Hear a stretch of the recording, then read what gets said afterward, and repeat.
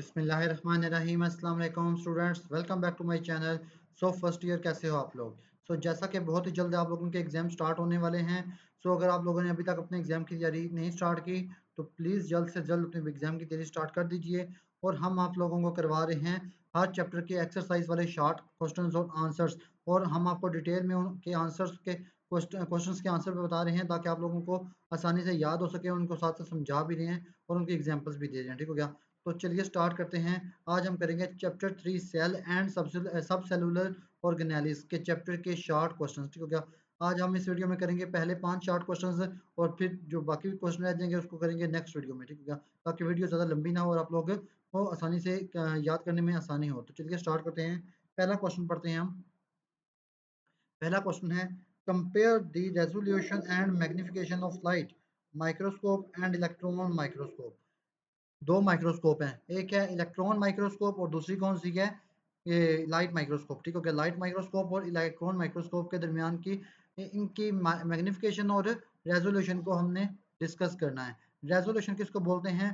कि जो दूर की यानी कि चीज़ों के दरमियान डिफरेंस, दो करीब चीज़ें पड़ी हुई हैं उनके दरमियान डिफरेंस करना है। और रेजोल्यूशन कितनी दूर तक किसी चीज़ को देखा जा सकता है। ठीक हो गया? उसको बोलते हैं रेजोल्यूशन और मैग्निफिकेशन। ठीक हो गया? अच्छा, अब पढ़ते हैं लाइट माइक्रोस्कोप को। पहले पढ़ते हैं, light microscope has lower resolution. जो लाइट माइक्रोस्कोप होती है इसकी रेजोल्यूशन क्या होती है? बहुत ही लो होती है।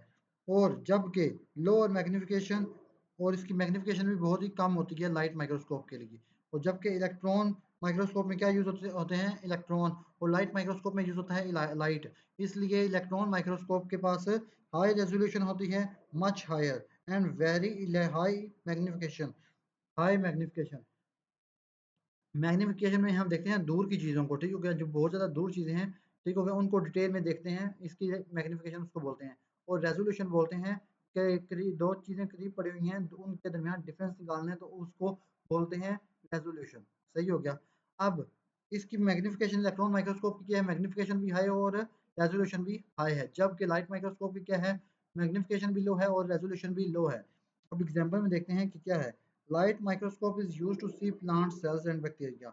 लाइट माइक्रोस्कोप यूज होती है बैक्टीरिया के सेल्स वगैरह को देखने के लिए और प्लांट के सेल्स वगैरह को देखने के लिए। जबकि इलेक्ट्रॉन माइक्रोस्कोप किसके लिए यूज होती है? To see virus ribosomes. क्योंकि वायरस जो होते हैं वो बैक्टीरिया से भी स्मॉल साइज में होते हैं बहुत ज़्यादा। इसलिए इस इलेक्ट्रॉन माइक्रोस्कोप को यूज़ किया जाता है बहुत ही छोटी चीज़ों को देखने के लिए, जैसे कि वायरस हो गया, राइबोसोम्स हो गए। राइबोसोम्स होते हैं सेल्स के अंदर। ठीक हो गया? ये सेल्स के अंदर पार्टिकल्स होते हैं, उनको बोलते हैं राइबोसोम्स। अब नेक्स्ट है हमारे पास स्टेट द सेल थ्योरी। दूसरा क्वेश्चन है, state the cell theory and how we can we validate it, what are the exceptions to cell theory. हमने सेल थ्योरी बतानी है कि सेल थ्योरी है क्या, उसकी एक्सेप्शन बतानी है, और हमने ये बताना है कि वैलिडेट कैसे है, सही कैसी है सेल थ्योरी। तो पहले तो पढ़ते हैं सेल थ्योरी है क्या। Cell theory cell theory states all living things are made of cells. कि तमाम लिविंग थिंग्स इस दुनिया में, इस वर्ल्ड में जितनी भी लिविंग थिंग्स हैं वो किससे बनी हुई हैं? सेल से बनी हुई हैं। ठीक हो गया? तो वो जितनी भी लिविंग थिंग्स हैं वो किससे बनी हैं? सेल से। और cell is the basic structural and functional unit of life. ये लाइफ की बुनियादी इकाई है सेल। ठीक हो गया? All cells are arise from pre existing cell. तमाम सेल्स पहले मौजूद सेल से बनते हैं। जो सेल्स पहले मौजूद होते हैं उन्हीं से बनते हैं नए सेल्स। ठीक हो गया? तमाम नए सेल्स पहले से मौजूद सेल से बनते हैं। ये तीन इसके स्टेटमेंट्स हैं सेल थ्योरी के। ठीक हो गया? ये तमाम लिविंग थिंग्स किससे बनी है? सेल से। और cell is the basic unit of life and all cells are arise from pre existing cells. ठीक हो गया? अब ये वैलिडेट कैसे है? Validated by observation with microscope. इसको माइक्रोस्कोप के जरिए हमने देखा भी है साइंटिस्ट ने। And experiment like cell division see in all organisms. और एक्सपेरिमेंट भी किए हैं कि ऑल ऑर्गेनिजम्स में, तमाम लिविंग थिंग्स में सेल की डिवीजन होती है, यानी कि सेल्स बनते हैं नए। ठीक हो गए? ठीक हो गया? आगे एक्सेप्शन इसकी क्या है? कि एक्सेप्शन ये है कि वायरस और वायरॉइड्स एंड प्रायोन्स जो होते हैं इनमें सेल्स नहीं होते। सेल्स होते हैं लेकिन आधे होते हैं, इनमें सेल्स नहीं होते। सो बैक्टीरिया वो follow cell theory, virus do not. Bacteria जो होते हैं इसमें सेल्स होते हैं बट वायरस में सेल नहीं होता। ठीक हो गया? बैक्टीरिया में सेल होता है, वायरस में सेल नहीं होता। वायरस क्या है? ये एक्सेप्शन है। वायरस हो गया वायरस हो गया, वायराइड हो गया, प्रायोन हो गया, ये क्या है? ये एक्सेप्शंस हैं। और ये क्या है, बैक्टीरिया क्या है, ये फॉलो करता है सेल थ्योरी को। ओके, आई होप आप लोगों को सेल थ्योरी समझ आई होगी, इसकी वैलिडेशन समझ आई होगी और इसकी एक्सेप्शन भी समझ आ गई होगी। ठीक हो गया। अब हम चलते हैं क्वेश्चन नंबर 3 पर। क्वेश्चन नंबर 3 है हमारे पास, compare the process of diffusion. Diffusion को हमने डिफ्यूजन, फैसिलिटेटेड डिफ्यूजन और एक्टिव ट्रांसपोर्ट, ये तीन जो चीज़ें हैं ना, ये ट्रांसपोर्ट जो है, इनको हमने डिस्कस करना है। इन दोनों, इन तीनों के दरमियान डिफरेंस बयान करना है। सो फीचर्स इनके 5 हैं। ठीक हो गया। हमारे पास ATP is required, is ATP required है। ठीक हो गया। Are carrier proteins, protein involve होते हैं। डायरेक्शन क्या होती है। ठीक हो गया। 3 चीज़ें हैं। ठीक हो गया। अब पहले देखते हैं सिंपल डिफ्यूजन की, फिर देखते हैं फैसिलिटेटेड डिफ्यूजन की, फिर देखते हैं एक्टिव ट्रांसपोर्ट में। ठीक हो गया। सबसे पहले सिंपल डिफ्यूजन क्या होता है। सिंपल डिफ्यूजन में कोई एनर्जी नहीं चाहिए।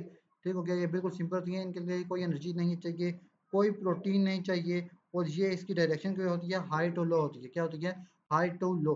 ये लिविंग थिंग्स में, बॉडी में जो डिफ्यूजन होती हैं, पार्टिकल्स का एक जगह से दूसरी जगह मूव करना, उसको बोलते हैं डिफ्यूजन। ठीक हो गया। अच्छा, इसमें क्या होती है, डायरेक्शन ऑफ ट्रांसपोर्ट क्या होती है, हाई टू लो हमेशा। और इसमें एटीपी रिक्वायर्ड होती है, नो।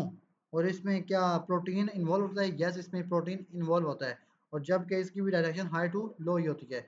जबकि एक्टिव ट्रांसपोर्ट जो है, उसकी जो है एटीपी भी रिक्वायर्ड है, उसके लिए प्रोटीन भी रिक्वायर्ड है, और उसकी डायरेक्शन उल्ट होती है, low to high.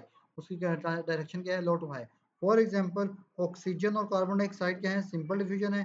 Glucose via blood proteins के जरिए जो जाता है ग्लूकोज, उसको बोलते हैं फैसिलिटेटेड डिफ्यूजन। ऑक्सीजन और कार्बन डाइऑक्साइड की डिफ्यूजन को क्या बोलेंगे, सिंपल डिफ्यूजन। और सोडियम पोटाशियम पंप जो होती है, उसको बोलते हैं एक्टिव ट्रांसपोर्ट। ठीक हो गया। ये क्योंकि नीचे से ऊपर की तरफ जाते हैं, उसको बोलते हैं एक्टिव ट्रांसपोर्ट। ये था हमारे पास क्वेश्चन नंबर 3 डन हो चुके हैं। अब हम चलते हैं क्वेश्चन नंबर 4 पर। क्वेश्चन नंबर 4 पढ़ते हैं, कैटेगराइज दी ऑर्गेनेलिज एज। ऑर्गेनेलिज को हमने डिस्कस करना है। पहली, single membrane bounded, single membrane bounded, double membrane bounded और लैकिंग एनी मेम्ब्रेन, कोई भी मेम्ब्रेन नहीं है। ठीक हो क्या। तो आंसर पढ़ते हैं। सिंगल मेम्ब्रेन बाउंडेड जो हैं, इनमें एंडोप्लाज्मिक रेटिकुलम आ जाता है, गोल्जी बॉडीज होते हैं, लाइसोसोम्स आ जाते हैं, वैक्यूल्स आ जाते हैं, और पेरिक्सोसोम्स आ जाते हैं। ठीक हो गया। जबकि डबल बाउंडेड में क्या आता है, न्यूक्लियस आ जाता है, इसमें माइटोकॉन्ड्रिया, प्लास्टिड्स और क्लोरोप्लास्ट। और फिर लैकिंग एनी मेम्ब्रेन, जिनमें मेम्ब्रेन होती नहीं है, उसको बोलते हैं राइबोसोम्स, सेंट्रीओल्स, साइटोस्केलेटन। ठीक हो गया। अच्छा, माइटोकॉन्ड्रिया क्या होती है, डबल होती है, लाइसोसोम सिंगल होती है, राइबोसोम के पास कोई मेम्ब्रेन नहीं होती है। आप लोगों ने याद रखना है। ठीक हो गया। जैसे कि ये क्या है हमारे पास, डीएनए में क्या है, डबल मेम्ब्रेन है, और गोल्जी बॉडी में क्या है, सिंगल मेम्ब्रेन बाउंडेड है। और क्या है, राइबोसोम में लैकिंग एनी मेम्ब्रेन, इसके पास कोई भी मेम्ब्रेन नहीं होती, कोई भी कवरिंग नहीं होती इसके पास। ठीक हो गया। जबकि गोल्जी बॉडी के पास एक कवरिंग होती है, एक मेम्ब्रेन होती है, और जो न्यूक्लियस होता है वो डबल मेम्ब्रेन बाउंडेड होता है, उसके पास 2 मेम्ब्रेन होती हैं, 2, तो उसके बाद कवर्स होते हैं। आगे क्वेश्चन नंबर 5 है, लास्ट क्वेश्चन हमारे पास, state two function of protons in the plasma membrane.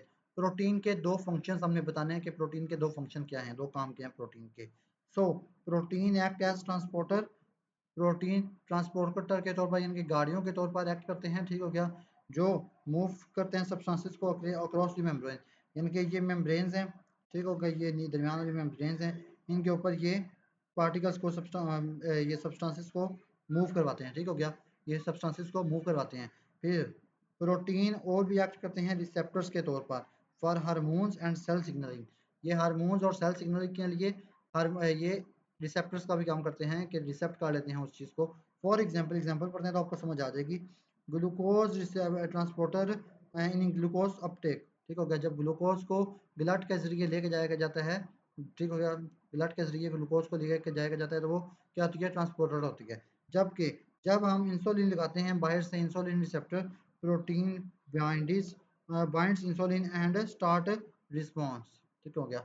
Diabetes के मरीज से जब वो इंसुलिन लगाते हैं, इंसुलिन वाला इंजेक्शन लगाते हैं, तो वो क्या होते हैं, इंसुलिन रिसेप्टर होते हैं। इंसुलिन रिसेप्टर के तौर पर ये प्रोटीन एक्ट करती है। ठीक है। प्रोटीन के क्या काम है, 2 काम है। कौन कौन से, एक ट्रांसपोर्टर और एक रिसेप्टर का। दो। ठीक हो गया।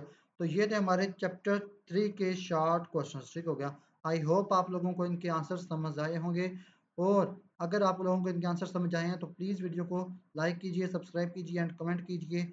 मिलते हैं नेक्स्ट वीडियो में। अल्लाह हाफिज़।